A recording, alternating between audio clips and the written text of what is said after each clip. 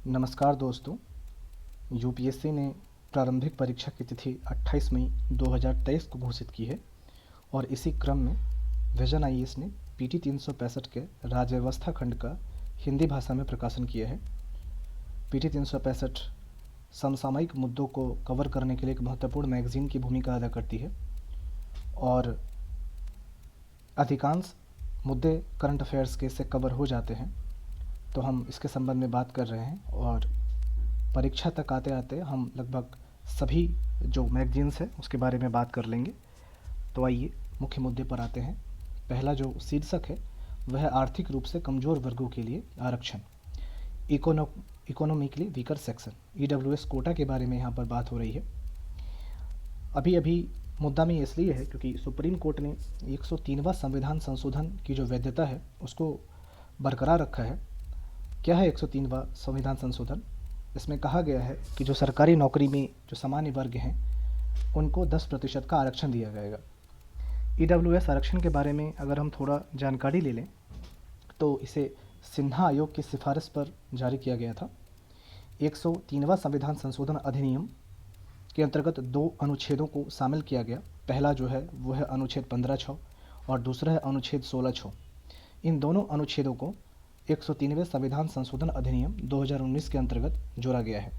ये दोनों जो बात करते हैं, पहला जो 15(4) या 15(5) जो उल्लेख करता है, जिसको हम 15(6) के अंतर्गत ही मानते हैं, वह करता है आर्थिक रूप से जो कमज़ोर वर्ग हैं उसकी उन्नति के लिए सरकार विशेष प्रावधान करेगी। दूसरा जो अनुच्छेद 16(6) है वो कहता है जो पिछड़े वर्ग हैं उनके आरक्षण से संबंधित है और जो आर्थिक रूप से कमज़ोर वर्ग हैं उनकी उन्नति के लिए सरकार जो है वह प्रावधान करेगी। अगर हम बात करें कि इनके बारे में कि इसे कौन कौन शक्ति प्रदान करता है ईडब्ल्यूएस को, तो इसे केंद्र और राज्य दोनों सरकारों की शक्ति प्रदान है। इसके अलावा अगर हम बात करते हैं, जो मैं मुख्य बात है वही आपको बताऊंगा। इसके अलावा जो ईडब्ल्यूएस आरक्षण की योग्यता है, लगभग सकल वार्षिक आय उसकी 8 लाख रुपए से कम होनी चाहिए।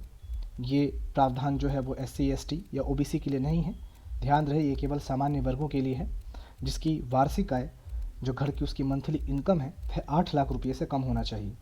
अगर हम बात करें आरक्षण के अंतर्गत इसमें कौन कौन शामिल नहीं हो सकता है, पहला जिनके पास 5 एकड़ कृषि भूमि हो, दूसरा 1000 वर्ग फुट का आवासीय फ्लैट हो, नगर पालिका में 100 वर्ग गज से अधिक का फ्लैट नहीं होना चाहिए और 200 वर्ग गज से अधिक का भूखंड नहीं होना चाहिए।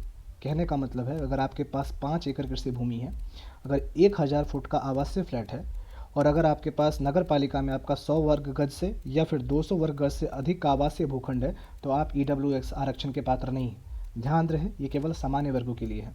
सुप्रीम कोर्ट ने इसके ऊपर बहुत सारे निर्णय दिए हैं, उन निर्णयों का चर्चा करना हालांकि यहाँ पे जरूरी नहीं है, पर एक बहुत ही महत्वपूर्ण जो निर्णय है वो है इंदिरा साहनी विवाद 1992 में हुआ था। इसमें सुप्रीम कोर्ट ने यह निर्णय दिया कि आरक्षण कोई भी सरकार दे, चाहे वो केंद्र सरकार दे या राज्य सरकार दे, वह आरक्षण 50% से अधिक नहीं हो सकता है। आगे बात करें, दूसरे शीर्षक की बात करें तो वह है अन्य पिछड़े वर्गों का उपवर्गीकरण, sub categorisation of other backward classes. OBC की बात की जा रही है, उनके सब कैटेगराइजेशन की बात की जा रही है।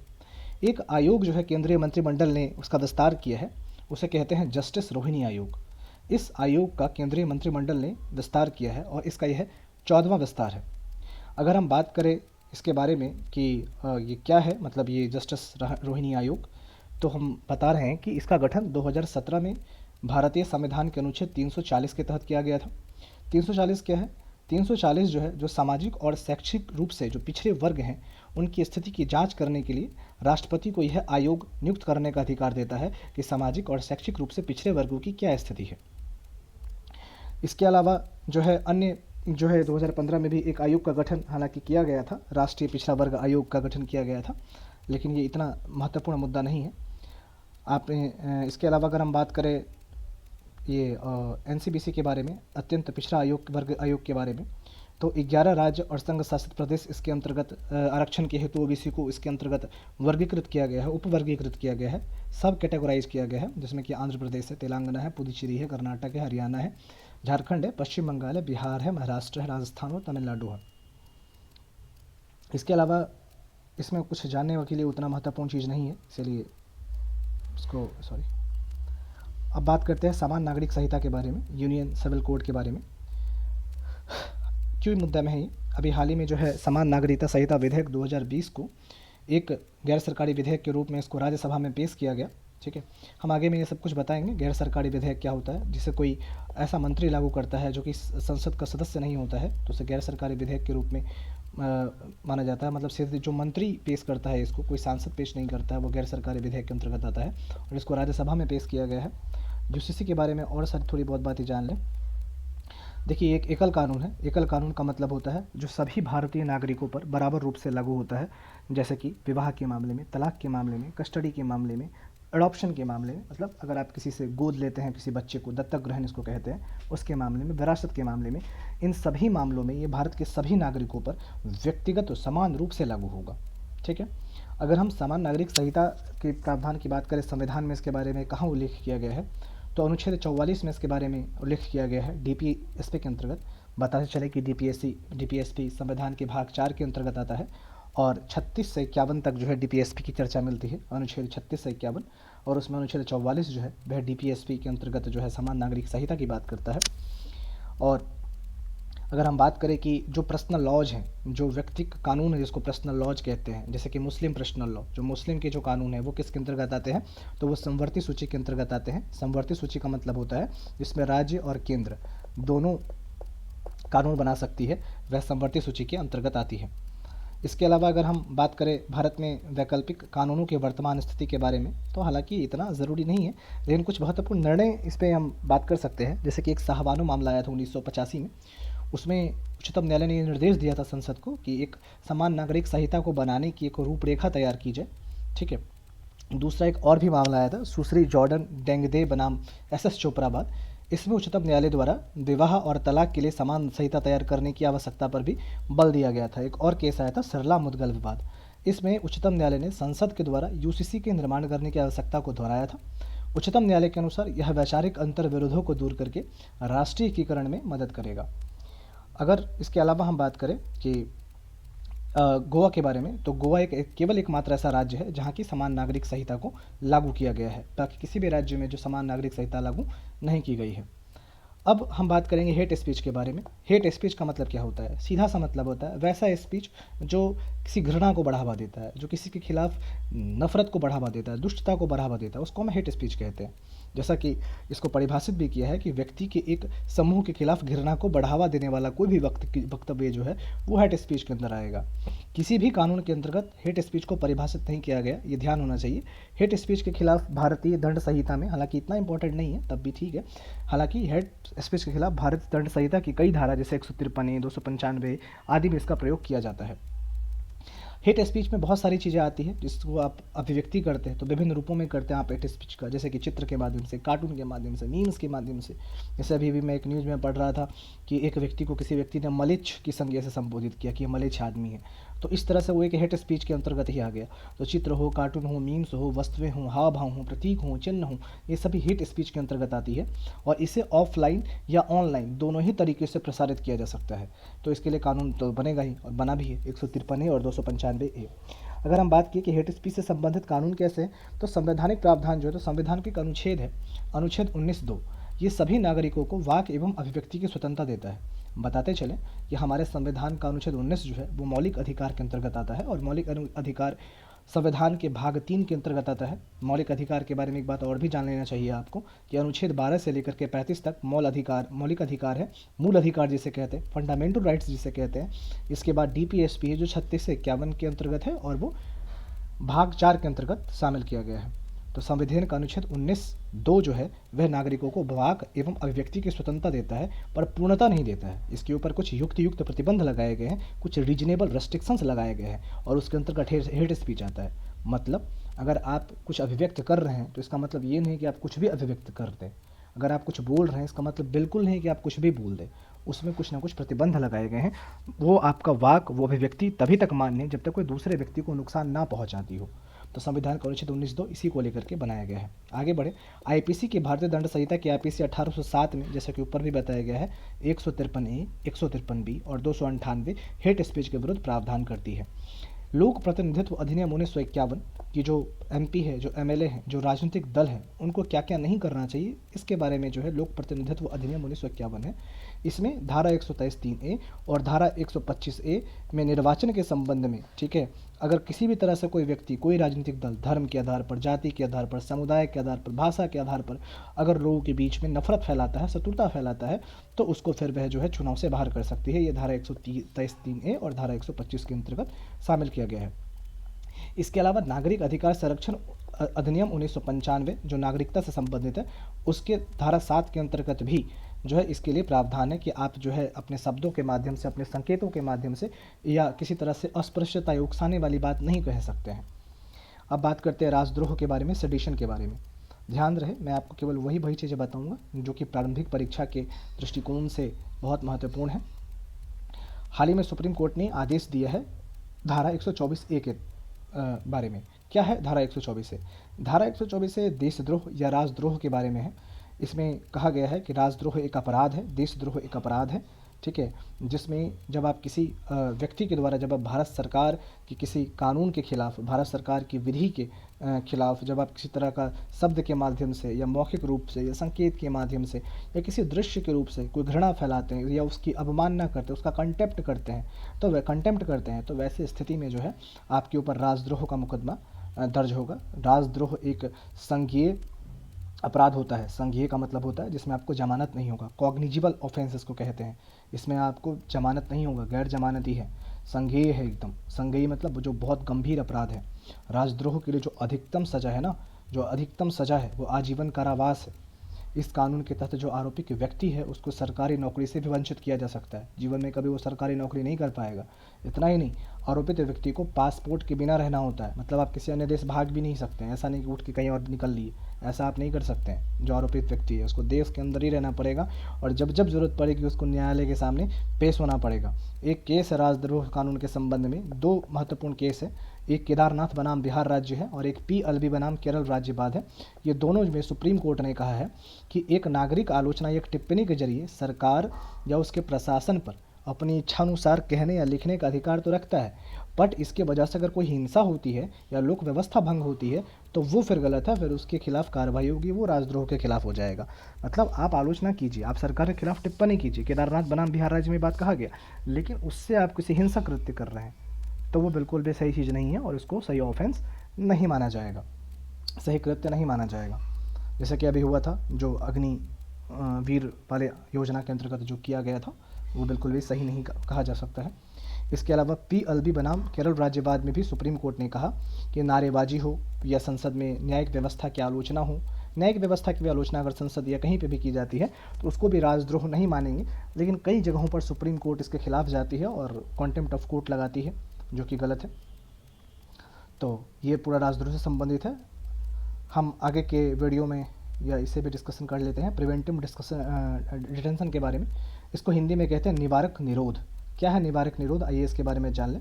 प्रिवेंटिव डिटेंशन जो है राज्य को प्राप्त एक असाधारण शक्ति होती है, राज्य को प्राप्त होती है और ये किसी भी व्यक्ति के व्यक्तिगत स्वतंत्रता को प्रभावित करती है। व्यक्तिगत स्वतंत्रता का मतलब क्या है कि अगर लगता है सरकार को या पुलिस को कि आपकी वजह से लोक व्यवस्था को कोई खतरा है तो आपको उस घटना को होने से पहले उठा के जेल में बंद कर दिया जाएगा। इसको कहते हैं प्रिवेंटिव डिटेंशन, ठीक है। जैसे कि मान के चलिए कि आपने कोई अपराध नहीं किया है पर सरकार को शक है, पुलिस को शक है कि अपराध कर सकते हैं या कर सकती हैं, तो वैसे समय में कानून व्यवस्था का जो समक्ष जो खतरा उत्पन्न होगा ऐसा अनुमान लगाया जाएगा और आपको उठा करके, ऐसे व्यक्ति को उठा करके जो है जेल में डाल दिया जाएगा, भले ही वो कोई प्रकार का अपराध ना किया हो। इसके संबंध में बहुत सारे जो है उपाय भी किए गए हैं कि आपको कोई बिना मतलब का उठा करके जेल में ना डालते रहे, तो पता चलेगा ज़िंदगी भर जेल में ही। सरकार बोलेगा तुमसे खतरा, उठा के जेल में डाल दिए। पुलिस भाई साहब आए और बोले तुमसे खतरा, उठा के जेल में डाल दिया, तो ऐसा नहीं कर सकती है वो। इसके लिए कुछ उपाय किए गए हैं। पहला तो है अनुच्छेद 22(1), दूसरा अनुच्छेद 22(2), तीसरा अनुच्छेद 22(3) और चौथा अनुच्छेद 22(4). अनुच्छेद 22(7)B भी है इसके अंतर्गत। क्या है अनुच्छेद 22(1) के बारे में थोड़ा सा जान लें। जब तक गिरफ्तारी के कारण को आपको नहीं बताया जाएगा कि आपको किस कारण से गिरफ्तार किया जाएगा, तब तक आपको डिटेन नहीं किया जा सकता, आपको कस्टडी में नहीं रखा जा सकता है। इतना ही नहीं, आपको अपने वकील से जानकारी लेने का, उससे परामर्श करने का, उसको कॉल करने का भी अधिकार होगा। अगर हम बात करें अनुच्छेद 22(2), इसके अंतर्गत अगर आपको गिरफ्तार किया गया है तो 24 घंटे के भीतर मजिस्ट्रेट के सामने आपको पेश करना पड़ेगा। ऐसा नहीं उठा लिए और रखे हुए हैं 10 दिन से, ऐसा नहीं कर सकता। 24 घंटे के भीतर मजिस्ट्रेट के पास आपको पेश करना पड़ेगा। इतना ही नहीं, अनुच्छेद 22(3) क्या कहता है? अनुच्छेद 22 कहता है कि जो है, अगर जो ऊपर का 2 खंड मैंने आपको बताया, मतलब पहला गिरफ्तारी के कारण बताया जाएगा, दूसरा 24 घंटे वाले जो कि भीतर मजिस्ट्रेट के समक्ष पेश किया जाएगा, इसके अंतर्गत शत्रु देश के नागरिक नहीं आते हैं। ये शत्रु देश के नागरिक पर लागू नहीं होगा। पाकिस्तान का आदमी को पकड़ के उठा के ले आए और पाकिस्तान यहाँ पे कह रहे हैं हमारे पास अनुच्छेद 22(2) है, 1 और 2 है, तुम हमको 24 घंटे के अंदर मजिस्ट्रेट के सामने पेश करो या हमको गिरफ्तारी का कारण बताओ, तो ऐसा करने के लिए पुलिस बाध्य नहीं है, सरकार बाध्य नहीं है। उसको नहीं बताएगी, उसको उठा के पहले जेल में डालेगी, बाद में तुमको बताएंगे, इस टाइप का। अनुच्छेद 22(4) क्या कहता है? 3 महीने से अधिक की अवधि के लिए डिटेन नहीं किया जा सकता है किसी को। ये नहीं बच्चा बेचारा पता चला उसको उठाया और 3 साल से जेल में ही सड़ा रहा है, ऐसा नहीं। हालांकि ऐसे बहुत सारे मामले, इसको विचाराधीन कैदी कहते हैं, पर वैसे जानकारी के हिसाब से 3 महीने से अधिक समय तक के लिए किसी को आप डिटेन नहीं कर सकते हैं। और अगर किसी को इससे अधिक डिटेन करना भी हो तो एक सलाहकार बोर्ड है, एडवाइजरी कमेटी है, जिससे आपको पहले पूछना पड़ेगा, उससे सलाह लेनी पड़ेगी, इसके बाद आप उसको 3 महीने से अधिक के लिए डिटेन कर सकते हैं, लेकिन वो पूछने के बाद ही, ऐसे नहीं अपने मन से नहीं। इसके अलावा अनुच्छेद 22(7) भी है कि जो है, अगर किसी को 3 महीने से अधिक अवधि के लिए अगर डिटेन किया जाएगा, 3 से महीने से अधिक की अवधि के लिए, तो इसके लिए संसद कुछ कानून जो है बनाती है, ठीक है। ऐसे में कि डिटेंशन की अधिकतम अवधि कितनी होगी, परिस्थितियाँ क्या हैं डिटेन करने की, वो सारे कानून जो है अनुच्छेद 22(7) के अंतर्गत जो है वो शामिल किए गए हैं। तो यही सारी चीज़ें जो इस पूरे पैरा में लिखी गई है, आप चाहें तो अपना इसको पढ़ सकते हैं। कुछ प्रिवेंटिव डिटेंशन के संबंध में कोर्ट के मुख्य निर्णय हैं, जैसे AK गोपालन केस का 1950 का मामला, एक सिब्बल लाल बनाम उत्तर प्रदेश राज्य विवाद है, एक शंभुनाथ शंकर बनाम पश्चिम बंगाल है। क्या है, थोड़ा देख लेते हैं। इसमें AK गोपालन मामले में क्या हुआ है कि जो प्रिवेंटिव डिटेंशन है, इसको मंजूरी दिया गया कि हाँ भाई, आप जो है प्रिवेंटिव डिटेंशन कर सकते हैं किसी व्यक्ति का। पहला तो ये। दूसरा जो है, जो सिब्बल लाल बनाम उत्तर प्रदेश है, उसमें सुप्रीम कोर्ट ने कहा कि अदालत जो है वो डिटेन करने की वास्तविक कारण या डिटेन करने की कोर्ट में पेश तथ्यों की जांच करने में सक्षम नहीं है। मतलब अगर किसी व्यक्ति को सुप्रीम कोर्ट अगर किसी व्यक्ति को सरकार ने डिटेन किया है, तो ये ज़रूरी नहीं कि वो अदालत में जाकर के उसके बारे में सारे तथ्य भी पेश करे, ये ज़रूरी नहीं है। एक केस और आया शंभुनाथ शंकर बनाम पश्चिम बंगाल में, ठीक है। तो इसमें इन्होंने बोला, सुप्रीम कोर्ट ने, जो प्रिवेंटिव डिटेंशन की अवधारणा है, ये बहुत कठोर अवधारणा है और ये हमारे संविधान में जो हमें मौलिक अधिकार दिए हैं, गारंटीकृत मौलिक अधिकार, गारंटीकृत मतलब जो जस्टिसिएबल है, न्यायोचित है, जिस पे हम किसी भी प्रकार का एक्शन ले सकते हैं। अगर वो मुझे नहीं मिला तो हम कोर्ट जा सकते हैं, आपको कोर्ट जाने का अधिकार है। अनुच्छेद 32 जो है पूरा का पूरा संवैधानिक उपचारों का अधिकार। अनुच्छेद 32 के तहत जब आपके मूल अधिकार को उल्लंघन होता है, आप सीधा कोर्ट जा सकते हैं। अगर अनुच्छेद 226 के तहत अगर आपके मूल अधिकारों का उल्लंघन होता है, तो अनुच्छेद 226 के तहत सीधा आप जो है स्टेट के अंदर जा सकते हैं, हाई कोर्ट जा सकते हैं। राज्य के अंदर जो उच्च न्यायालय होता है उसके अंदर आप जा सकते हैं, सुप्रीम कोर्ट, हाई कोर्ट, ये सब जा सकते हैं आप, ठीक है। अनुच्छेद 32 के अंतर्गत अगर आपके मूल अधिकारों का उल्लंघन होता है तो गारंटीकृत मौलिक अधिकारों का उल्लंघन करती है। लेकिन कभी कभी अगर देश की सुरक्षा को बनाए रखने के लिए राज्य द्वारा इस तरह के अगर कदम उठाए जाते हैं तो ठीक है, कोई इतना बड़ा पाप नहीं है ये, या आवश्यक अगर है तो किया जाना चाहिए। ये सारी बातें इसमें की गई है। इसके अलावा कुछ कानून भी है प्रिवेंटिव डिटेंशन से जुड़े हुए, जिसे यूपीएससी प्रश्न नहीं पूछती है, तो इसे जानने की कोई आवश्यकता भी नहीं है। गैर कानूनी गतिविधियां अधिनियम, रोकथाम अधिनियम 1967, unlawful activities prevention act, UAPA act के बारे में यहाँ पर बात किया जा रहा है। क्यों है भाई?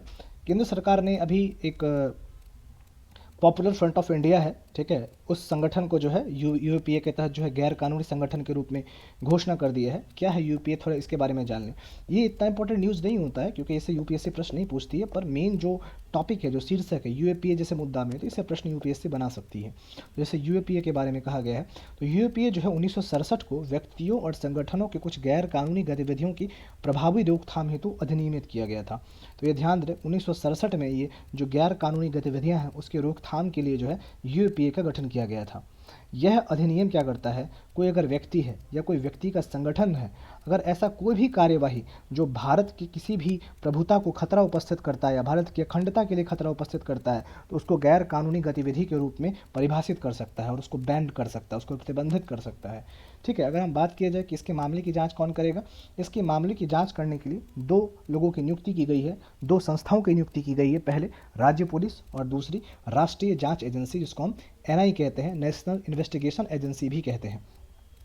ये किसी भी व्यक्ति को अखिल भारतीय स्तर पर प्रतिबंधित करने की शक्ति रखता है। अगर इस अधिनियम के बारे में बोले कि इसका दायरा कैसे कब कब बढ़ाया गया है, किन किन समयों में बढ़ाया गया है, तो 2004 में इसको संशोधित किया गया था, फिर 2008 में, फिर 2012 में, फिर 2019 में संशोधन किया गया। यूएपीए 2019 संशोधन निवारण अधिनियम क्या है, इसके बारे में इसमें पूरा डिटेल किया गया है। इसमें मुख्य बात जो है कि इसकी जाँच कौन कर सकता है, तो अगर जब 2019 में संशोधन किया गया तो इसमें बोला कि इंस्पेक्टर या उससे ये ऊपर के रैंक के अधिकारी को मामले की जांच करने का अधिकार देता है। आप चाहे तो इसको इससे लिंक कर सकते हैं। राज्य पुलिस के अंतर्गत कौन करेगा भाई, इंस्पेक्टर करेगा, या ऊपर इंस्पेक्टर या इसके ऊपर का अधिकारी है वो इसका जांच कर सकता है, तो उसको ही ये अधिकार दिया गया है। चलिए आगे बात करते हैं फ़ोन टैपिंग के बारे में। फ़ोन टैपिंग के बारे में अगर बात करें, इसकी परिभाषा क्या होती है कि जब आप दो व्यक्ति बात कर रहे हो और कोई तीसरा व्यक्ति गुप्त माध्यम से आपको सुन रहा हो तो उसको हम आमतौर पे फ़ोन टैपिंग कहते हैं। अभी 2019 में सुर्खियों में क्या हुआ कि कुछ राजनीतिक नेताओं के फ़ोन टैप करने के लिए एक आईपीएस अधिकारी की जांच की जा रही है। वो कुछ राजनीतिक नेता का फ़ोन टैप कर रहा था, उसके बारे में।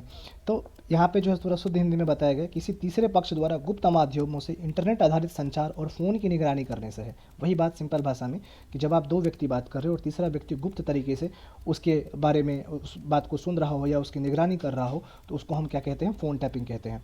फ़ोन टैपिंग शब्द का अर्थ जो है वो है वायर टैपिंग। वायर टैपिंग मतलब फ़ोन कॉल से बातचीत को सुनना, या वायर टैपिंग या लाइन बगिंग भी कहते हैं, इंटरसेप्शन ऑफ फ़ोन भी कहते हैं।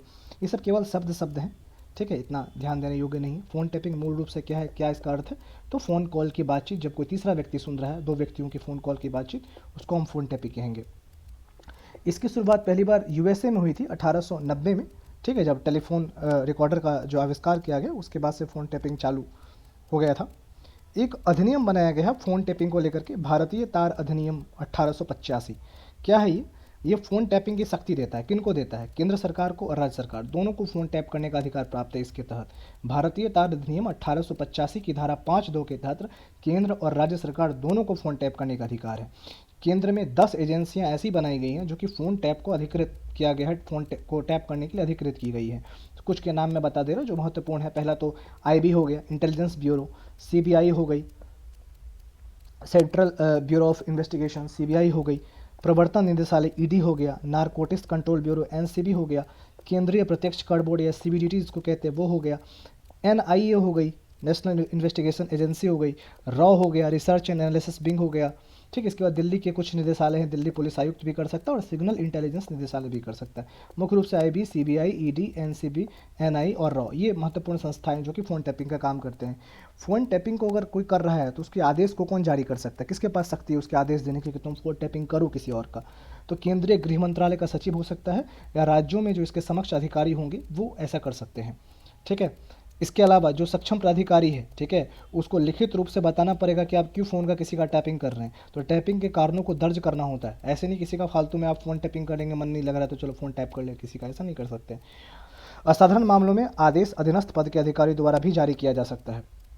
एक और केस आया है जिसको कहते हैं भुला दिए जाने का अधिकार, राइट टू बी फॉरगॉटन, आरटीबीएफ। क्या है, अभी सुप्रीम कोर्ट में एक दंपत्ति ने, जो वाइफ हस्बैंड है, उन्होंने एक चीज़ बोला कि आप मेरा जितना भी जानकारी हो उसको सर्च इंजन से और इंटरनेट से हटवा दीजिए, ठीक है।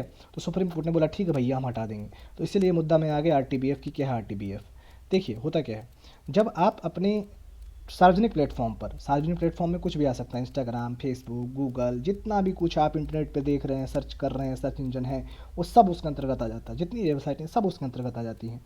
तो जब आप किसी सार्वजनिक प्लेटफॉर्म पर कोई चीज़ शामिल कर रहे हैं, ठीक है, मतलब डाल रहे हैं, तो उस व्यक्तिगत जानकारी को हटाने का अधिकार भी आपको है, ठीक है। जब उस जानकारी की आवश्यकता उतनी ज़रूरी नहीं रह जाती, उतनी प्रासंगिक नहीं रह जाती। मान लीजिए कि 2010 में आपने कोई फ़ोटो डाल दिया और फ़ोटो आपको अच्छा नहीं लगा, उसमें आपका चेहरा आधार कार्ड के चेहरे से मैच खा रहा था, तो भाई उसको रख करके बड़ा बेइज्जती हो जाएगा। कोई गर्लफ्रेंड नहीं बन रही इतने उस फोटो से, तो उसको आपने क्या किया भैया, हटवा दिया कि भैया आप देखिए मेरे पास राइट टू बी फॉरगॉटन है, इतना बुरा शक्ल को हम नहीं रख सकते हैं, तो इसको भाई हटा दो। लेकिन आपने डिलीट कर दिया, लेकिन उसको फेसबुक अपने पास रखा हुआ है, तो आपके पास अधिकार है फेसबुक को भी बोलेंगे फेसबुक भाई वेबसाइट गूगल तू भी हटा इसको यहाँ से, तो उन दोनों को भी आप बोल सकते हैं भैया आप हटा दो। इसी को कहते हैं राइट टू बी फॉरगॉटन का अधिकार। इसकी उत्पत्ति की अगर बात की जाए तो फ्रांस का एक न्याय शास्त्र है वहीं से इसकी हुई थी, फ्रांसीसी न्यायशास्त्र से इसकी उत्पत्ति हुई थी। इसको कहते हैं राइट टू बी ऑब्लिवियन, विस्मरण से हुई है।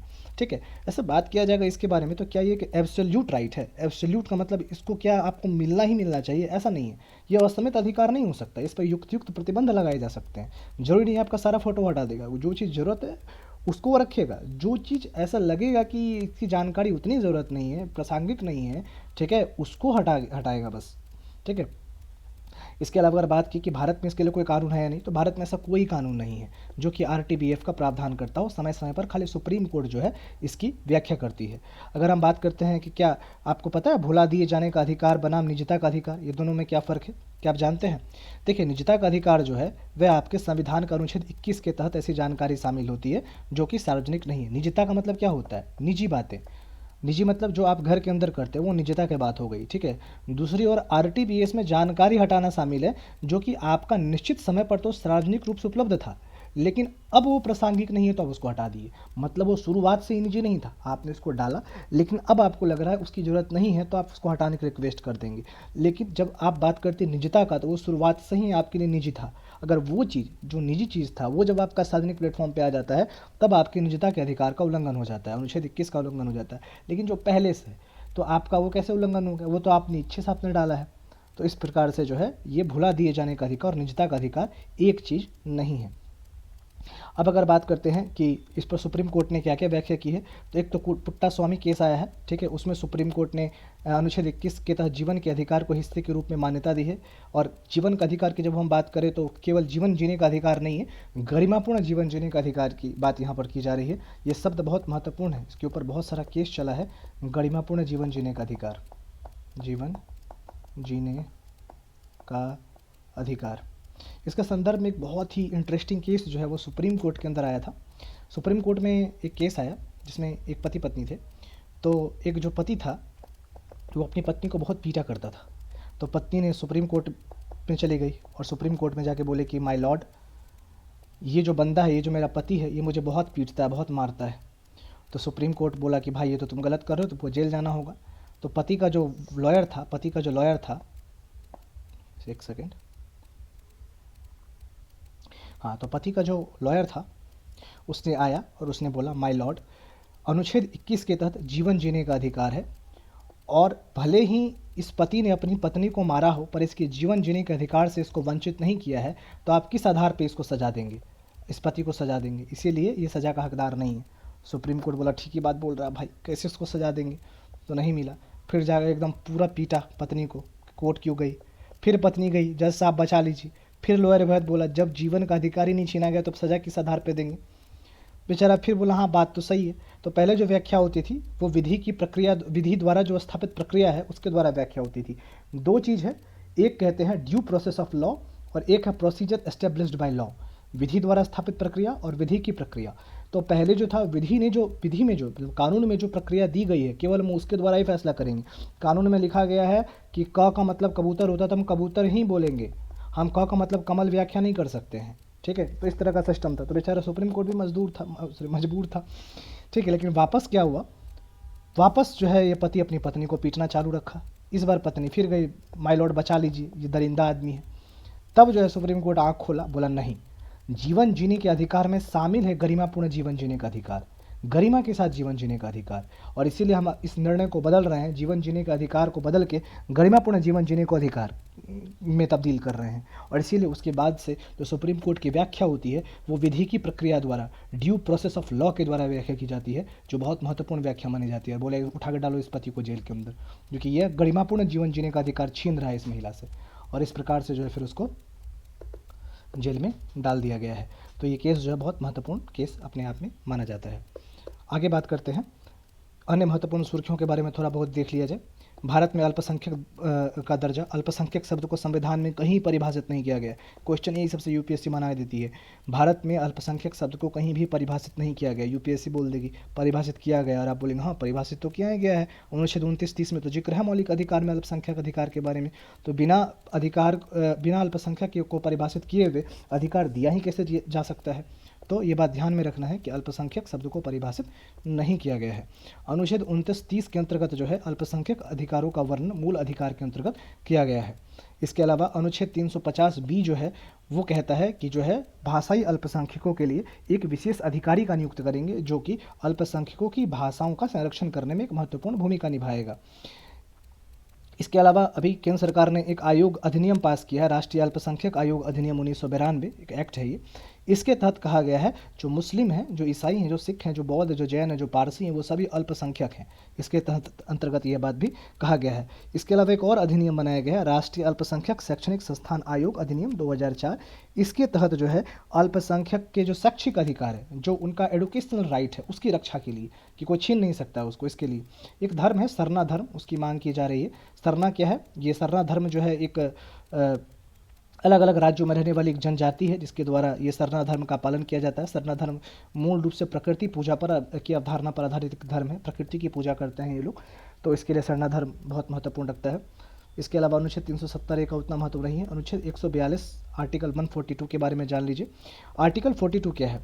आर्टिकल 42 कहता है कि सुप्रीम कोर्ट जो है वो अपने अधिकार का प्रयोग करते हुए ऐसा कोई आदेश दे सकता है, ठीक है, जो आदेश बहुत लंबे समय से लंबित है कोर्ट के अंदर और वो न्याय के लिए, पूर्ण न्याय के लिए बहुत ज़रूरी है। मतलब उस फैसले से बहुत लोगों का भला हो सकता है, ऐसा न्याय है, ऐसा कोई मामला है, लेकिन वो अभी तक कोर्ट में लंबित पड़ा है, तो अनुच्छेद 142 के तहत सुप्रीम कोर्ट उस मामले को अपने पास ले आएगा या हाई कोर्ट को या लोअर कोर्ट को, अधीनस्थ न्यायालय को आदेश देगा कि वह उस मामले में जल्दी से जल्दी फैसला सुनाए, ठीक है।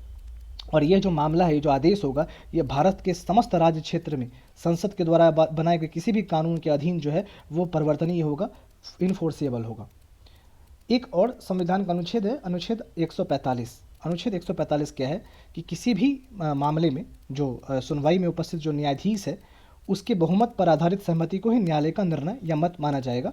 इसका कहने का मतलब ये है कि मान के चलिए अगर किसी मुद्दे में अगर 5 न्यायाधीश फैसला दे रहे हैं और 3 पक्ष में हैं और 2 विपक्ष में है, तो जो बहुमत है, जैसे बहुमत 3 पक्ष में है इस मुद्दे के, ठीक है, तो इसका फैसला ही निर्णायक फैसला माना जाएगा।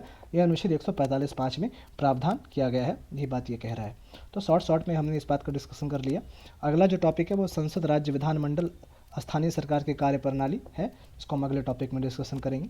तब तक के लिए ध्यान रखिए अपना।